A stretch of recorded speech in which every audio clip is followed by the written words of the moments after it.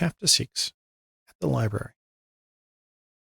On the way into the library, we saw a dad and two children carrying books to a chute near the doors, open it, and drop them in before walking away. Kerry was a little puzzled and asked, "Are they donating the books like at the op shop?" I said, "No, they're returning the books they borrowed.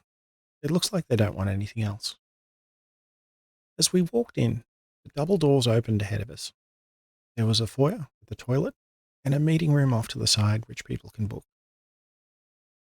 There's a very small charge, but it's something the council does very cheap. Occasionally, I see it has people in there and it's used as an election polling place on election days. As we enter the library, we walk through a gate by the sensor, which the library uses to see if people have any books. There's another gate with a sensor on the way out.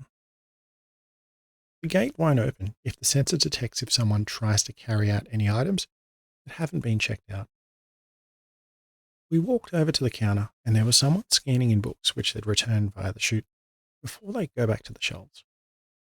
As we walked in closer, she looked up at us and said, "Can I help you?" I asked, "What do you need to become a member of the library? Can someone become a member with just a passport?"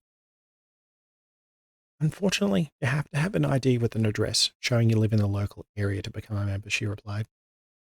I turned to Kerry and said, "No problem. We'll get whatever you want on my membership." I turned back to the employee and said, "What are the daily checkout limits?"